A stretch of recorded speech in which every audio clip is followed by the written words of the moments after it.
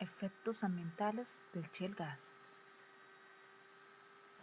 El shale de Marcellus es uno de los plays más importantes de los Estados Unidos. Atraviesa en mayor proporción los estados de Pensilvania, New York, Ohio y West Virginia. La profundidad a la cual se encuentra está entre 5.000 a 8.000 pies y posee un estimado aproximado de 462 trillones de pies cúbicos de reserva de gas natural. Sin embargo, es uno de los shales más controversiales del país por las continuas quejas de contaminación por parte de la comunidad residente en estas zonas. El presidente de la organización Gas Drilling Awareness Coalition fue uno de los primeros en darnos la bienvenida al condado Susquehanna. Nos encontramos en el Shale de Marcellus, uno de los más reconocidos por su tamaño y por sus reservas de gas a nivel mundial, a su vez como ha sido uno de los más controversiales por todos los impactos ambientales que se han generado. Hoy me encuentro con el doctor Alfonso Rodríguez, quien es médico, nefrólogo y además es el presidente de una organización muy importante acá en esta zona de Pensilvania, estamos en el estado de Pensilvania. Y doctor, quería preguntarle sobre su asociación. Yo soy el presidente de la Gas Drilling Awareness Coalition, un grupo de ciudadanos y vecinos que viven en la área del noreste de Pensilvania y estamos básicamente diseminando información sobre el uso y la extracción de gas natural en esta área. Okay. ¿Cuál es su principal objetivo con esta organización? Porque hasta donde tengo entendido, esta organización está conformada por toda la comunidad residente acá. Sí, nosotros tenemos personas, tenemos compañeros de todos tipos de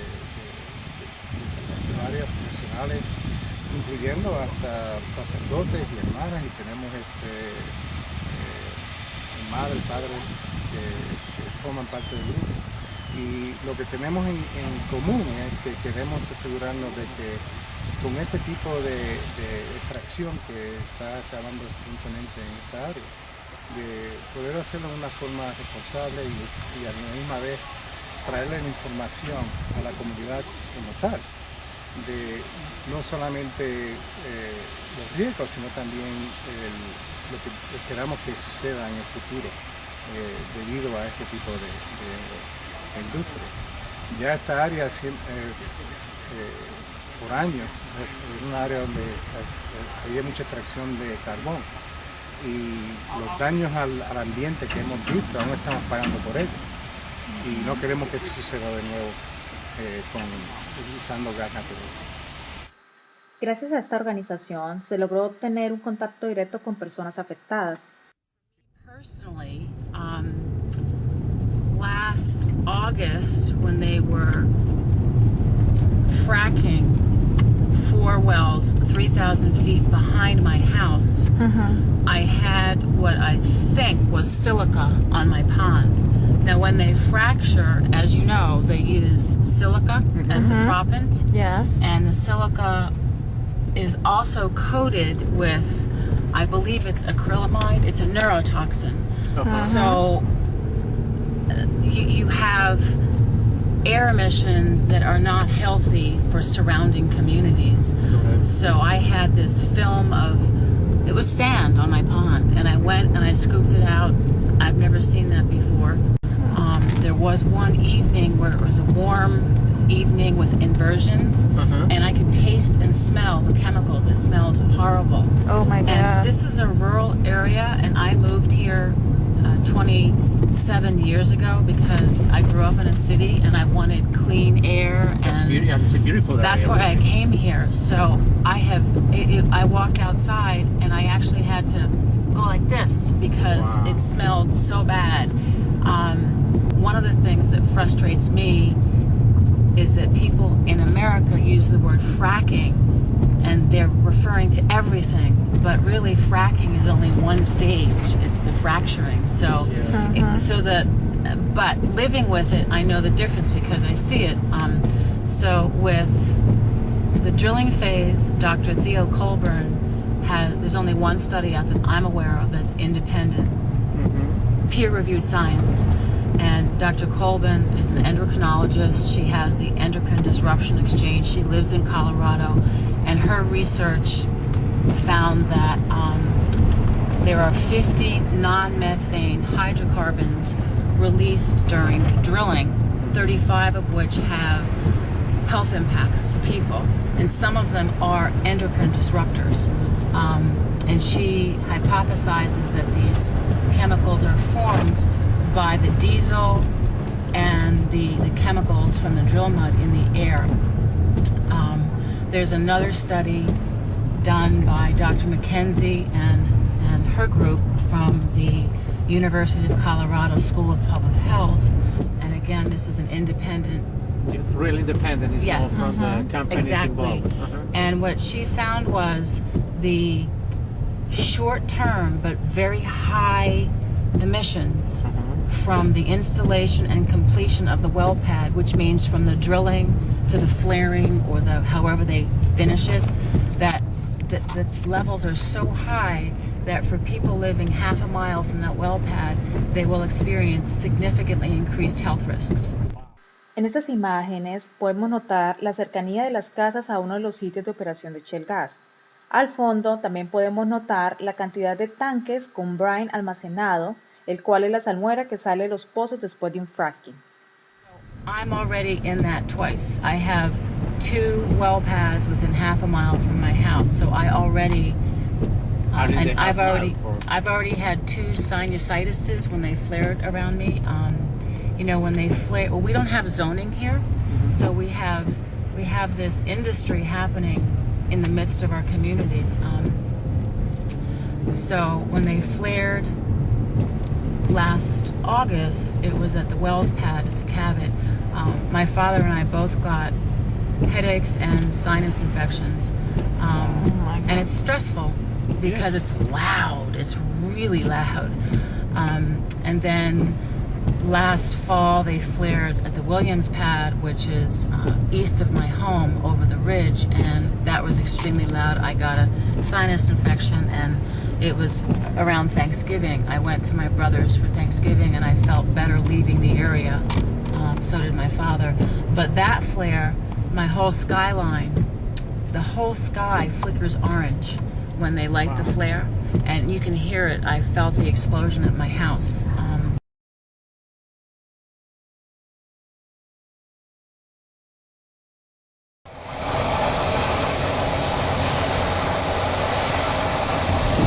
You can feel it. So, and the flare at the Williams pad, my bedroom walls were flickering orange at night. So you can't. It's all around you. It changes what is normal. There are people who are sick, people who are showering in impacted water, people getting nosebleeds who live around compressor stations and dehydrators. The compressors are permitted by the Department of Environmental Protection, and they issue what they call air quality permits. They really should call them air pollution permits. And what we see industry doing is they don't want to be regulated by the federal government. So they're applying for permits to emit for emissions that fall right below what would trip a federal EPA regulation. And the major categories are the VOCs, the volatile organic compounds, HAPs, hazardous air pollutants, NOx, the nitrogen oxides, the SOx, the sulfoxides. Those are the major, and then there are other things. And the compressor station on my hill is permitted, and that's just one compressor station, to emit 76 tons per year of nitrogen oxides into our breathing air. Nitrogen oxides, you can go to the CDC website, that's the Center for Disease Control, and also ATSDR, which is Agency for Toxic Substance Disease Registry. It's part of CDC, and they list all of the known human health impacts of nitrogen oxide. It includes asthma, nosebleeds, pneumonia, bronchitis, inflammation of the airways. And then the VOCs in my hill, 46 tons per year of volatile organic compounds, which would include the BTEX, benzene, toluene, ethylbenzene, things that are bad. You don't want to be breathing that. And there's no monitoring of this at all. Nobody is actually monitoring the change in our air quality. But people are starting to get sick. So, well, we are leased. Almost everybody is leased. I would have to say that the landmen who came around, they lie. You know, I'm estranged from my husband. He wanted to sign the lease. I didn't want to sign. It just didn't seem to make sense to me. It seemed scary. I didn't want to risk my water, my quality of life, my pond. I mean, it might sound silly, but I worried about the fish in my pond and just the sense of safety, you know. Yes. And I had no idea about air. I was just worried about the water. So we signed because the landman said we'll take the gas anyway. Our lease says that the brake is on. Here we go. Our lease says that if they impact our drinking water, that they will restore our aquifer to pre-drill conditions. They don't know how to do that. So, that's part of the problem. So they lie. It's fraud. I feel my lease is actually fraud because they didn't tell me the truth. And I'm sure that they know. They know because they've done this in other places. So, and last spring took over maintenance of my road, and they rebuilt it. And they rebuilt it with this gray stuff, and all of the runoff from the road goes into my pond. And industry now is spreading stuff on the road for dust control, and DEP does now allow the use of Marcellus brine to be spread on our road.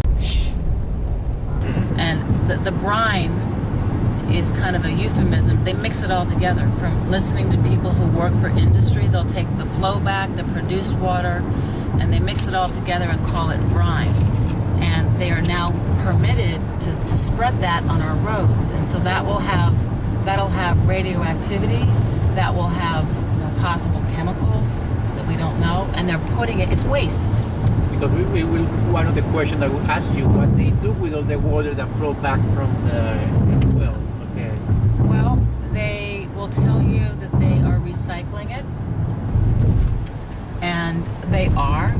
By recycling it, they just take out the solids.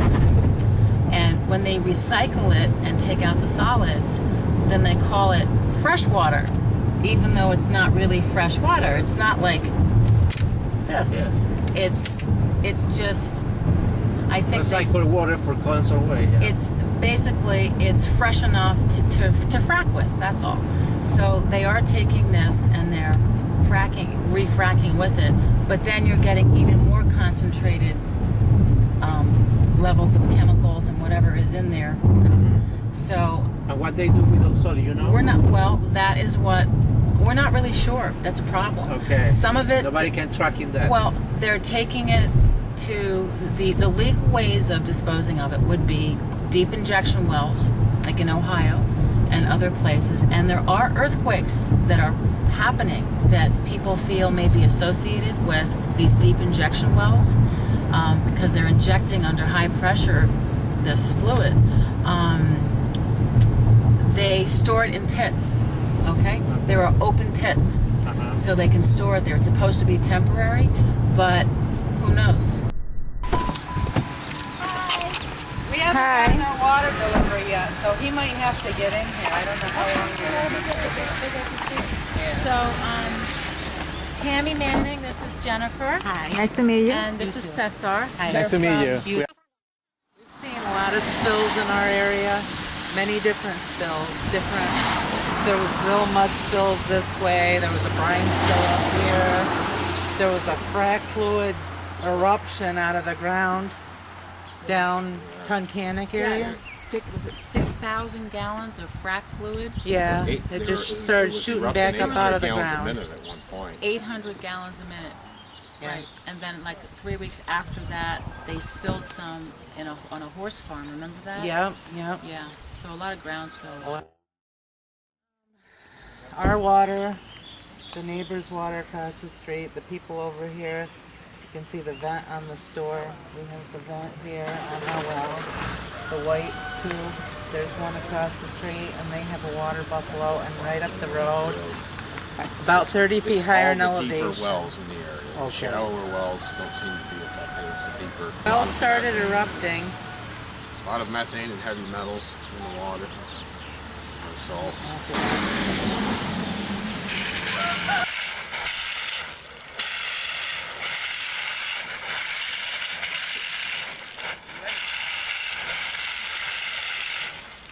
In the contained gas in our well, in our water was 58.4. You could look, 58.4? yeah, which is Milligrams per liter. or milligrams per liter, which anything over 20. 4 milligrams per liter is a concern. something. Yep. Between 5 and 15 milligrams per liter, it becomes explosive. That's in the air. 5 and 15% in the air. Like Well, we were what- at 82%. Yeah, we were at 82% coming out of the wellhead. Anywhere from 5 to 15% in the air is explosive. When there's more than that, more than 15% gas mixed with the air, then it becomes too rich to actually explode. It has nothing's got like a sweet spot where it blows up. But in the water, Anything water over can't hold it. 28 Anything over milligrams per 28 liter. milligrams per liter, water can't. That's the saturation point. Water can't hold it anymore. We we were were at at- 58.4. And then at one point with the Duke test, we were up at what, 80 something? 81. 81 milligrams per That liter. was a separate study. And currently, are you taking some water for use in your house? That's you. We're not no more. We don't know. You can. They disconnected it. It's in there. Our water gets delivered. That truck that you just seen pull out, you just deliver water across the road. And what is the answer from the oil or the gas company? What is They've it? told us that we got our determination notice last week, and they said that it's Salt Springs migrating into all of these wells. Salt Springs State Park is about a mile up the road.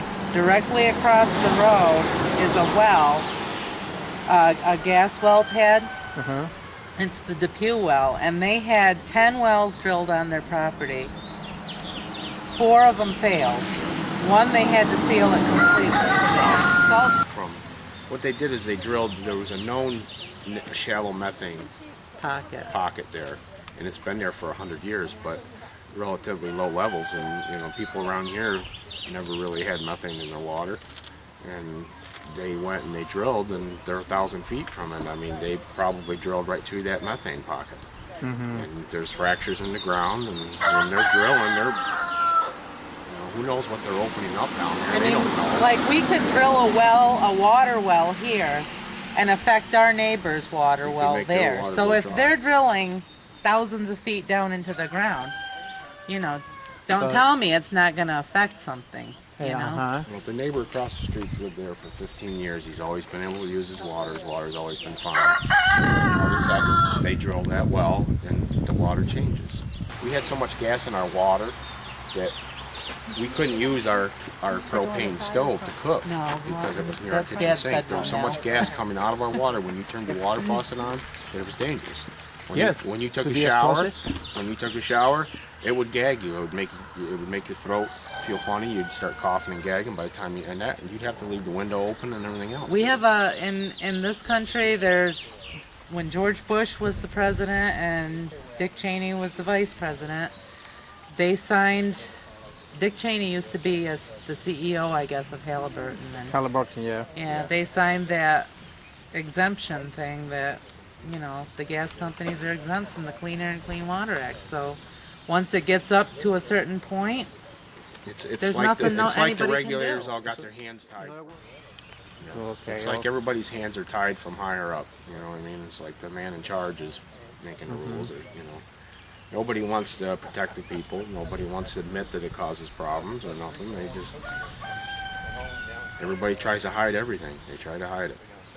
I'm not paying to sponsor different presidential elections, whereas I'm sure they probably are. So what do I count? I don't count. So what do? Do they hook you back up to your well? No, we're still. We getting- don't know. we're Right still now, getting we're water. still getting water deliveries from the gas company, but we The don't gas know for company how didn't say long. whether they were going to stop. They or could not. stop it Monday and we wouldn't know. And we're locked out, so we would have to like beat the locks off in order I'll get the to locks off one way or the other. If it got to get shut in there down, to get them. deliveries. I don't know how it works. Now, I mean, I only have beginner questions, but like, so you get the water from your water buffalo. So do you like have as much pressure in your shower Yeah. as a regular Yeah, shower? because Yeah, the they water have a goes- jet pump hooked up. Yeah, there's a pump and then that goes into the pressure tank in the basement. And the pressure tank pressurizes it. Yeah, it's no, you don't notice any difference. Except now we got a nice smooth stream instead of it spitting air and gas out of it. Before we turned it on, it was like half of it was air coming out. Because of the Because of the gas. interference with it, yeah. Yeah, especially with the hot water. The So hot water was you good. drink that water. You can drink that No. water. You can use it for Oh no, cooking. no, it's not Oh, no? potable It's not water. potable.